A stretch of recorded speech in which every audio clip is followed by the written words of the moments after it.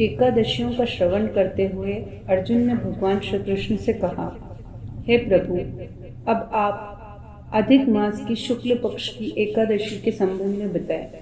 इस एकादशी का नाम क्या है तथा इसके व्रत का क्या विधान है? इसमें किस देवता का पूजन किया जाता है और इसके व्रत से किस फल की प्राप्ति होती है? कृपा कर यह सब विस्तार पूर्वक बताएं। भगवान श्री कृष्ण ने कहा, हे अर्जुन, अधिक मास की एकादशी अनेक पुण्यों को लाभ देने वाली होती है। इसका नाम पद्मिनी है। इस एकादशी के व्रत से मनुष्य विष्णु लोक को जाता है। इस एकादशी के व्रत का विधान मैंने सर्वप्रथम नारद जी से कहा था। यह विधान अनेक पापों को नष्ट करने वाला तथा मुक्ति और भक्ति प्रदान करने वाला है। इसके फल व विधान को ध्यान पूर्वक श्रवण करो। दशमी वाले दिन व्रत को प्रारंभ करना चाहिए। इस दिन कांसे के पात्र का किसी भी रूप में प्रयोग नहीं करना चाहिए तथा मांस, मसूर, चना, कोदो, शहद, शाक और पराया अन्न, इन सब खाद्यों का त्याग कर देना चाहिए। इस दिन हविष्य भोजन करना चाहिए और नमक नहीं खाना चाहिए। दशमी की रात्रि को भूमि पर शयन करना चाहिए और ब्रह्मचर्य पूर्वक रहना चाहिए। एकादशी के दिन प्रातः नित्य क्रिया से निवृत्त होकर दातून करनी चाहिए और 12 बार कुल्ला करके पुण्य क्षेत्र में जाकर स्नान करना चाहिए।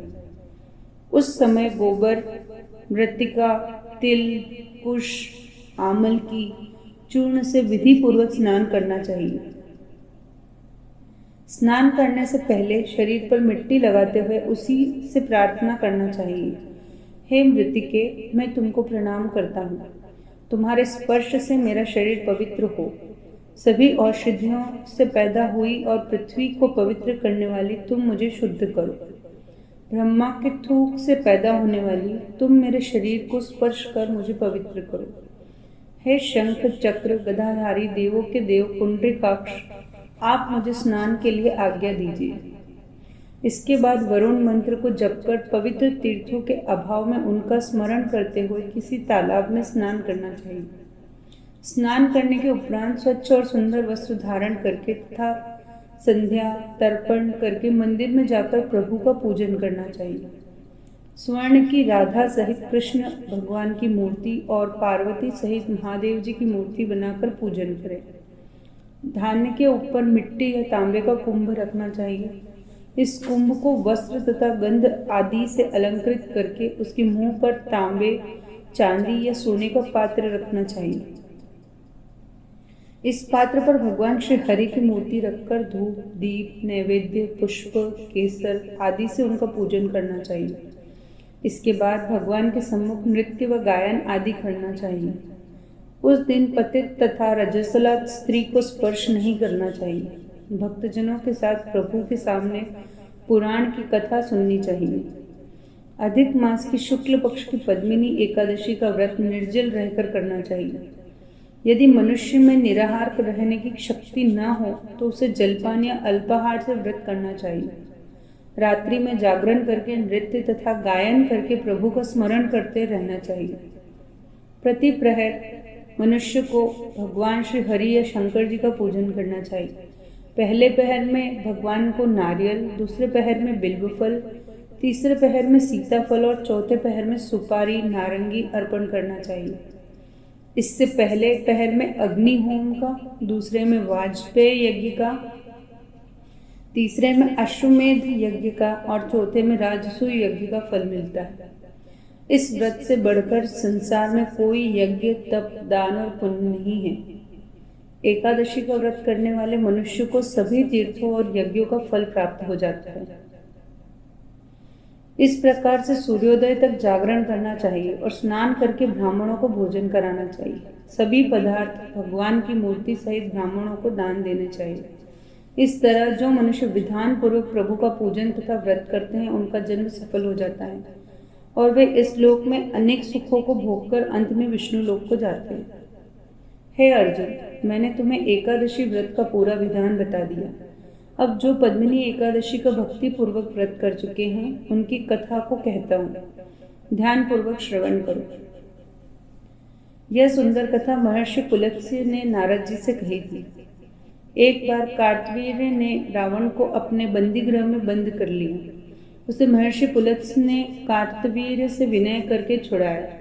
इस घटना को सुनकर नारद जी ने महर्षि पुलत्स्य से पूछा, हे महर्षि, इस मायावी रावण को, जिसने सभी देवताओं सहित इंद्र को जीत लिया था, कार्तवीर्य ने उसे किस प्रकार जीता? कृपा करके मुझे विस्तार पूर्वक बताइए।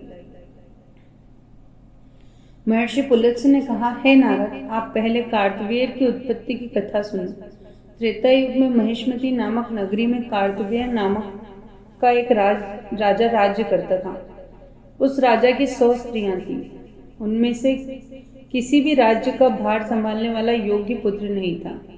तब राजा ने सम्मान पूर्वक ब्राह्मणों को बुलाया और पुत्र की प्राप्ति के लिए यज्ञ कराया, किंतु सब व्यर्थ रहे। जिस प्रकार दुखी मनुष्य को भोग नीरस मालूम पड़ते हैं, उसी प्रकार राजा को भी अपना राज्य पुत्र बिना दुखमय प्रतीत होता था। अंत में वह तप के द्वारा ही सिद्धियों को प्राप्त जानकर तपस्या करने के लिए वन को चला गया। उसकी स्त्री वस्त्रालंकारों को त्याग कर अपने पति के साथ गंधमादन पर्वत पर चली गई। उस स्थान पर इन लोगों ने 10,000 वर्ष तक तप किए, किंतु सिद्धि प्राप्त न हो सकी। राजा की देह मात्र हड्डियों का ढांचा मात्र रह गई। यह देख प्रमदा ने श्रद्धापूर्वक महासती अनुसुईया से पूछा, मेरे स्वामी को तप करते हुए 10,000 वर्ष व्यतीत हो गए, किंतु अभी तक प्रभु प्रसन्न नहीं हुए हैं, जिससे मुझे पुत्र प्राप्त हो। इसका क्या कारण है? प्रमदा की बात सुनकर देवी अनसुईया ने कहा, अधिक मास जो कि 36 माह बाद आता है, उसमें 2 एकादशी होती। इसमें शुक्ल पक्ष की एकादशी का नाम पद्मिनी और कृष्ण पक्ष की एकादशी का नाम परमा है। इनके जागरण और व्रत करने से ईश्वर तुम्हें अवश्य ही पुत्र देंगे। तत्पश्चात देवी अनसुईया ने व्रत का विधान बताया। रानी प्रमदा ने देवी अनसुईया की बतलाई विधि के अनुसार एकादशी का व्रत और रात्रि में जागरण किया। इससे भगवान विष्णु उस पर बहुत प्रसन्न हुए और वरदान मांगने को कहा। रानी प्रमदा ने कहा, प्रभु आप यह वरदान मेरे पति को दीजिए। रानी प्रमदा का वचन सुन भगवान विष्णु ने कहा, हे रानी प्रमदा, अधिक मास मुझे बहुत प्रिय है, उसमें भी एकादशी तिथि मुझे सबसे अधिक प्रिय है। इस एकादशी का व्रत तथा रात्रि जागरण तुमने विधान पूर्वक किया, इसलिए मैं तुम पर अति प्रसन्न हूँ।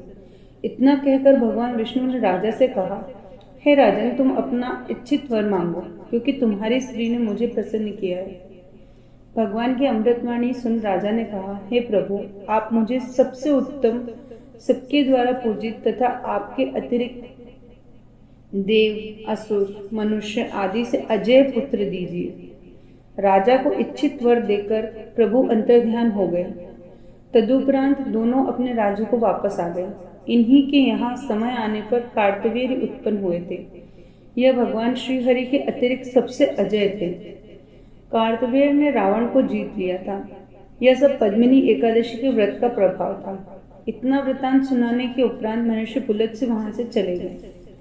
श्री कृष्ण ने कहा, हे कुंती पुत्र अर्जुन, यह मैंने अधिक मास के शुक्ल पक्ष की एकादशी का व्रत कहा है।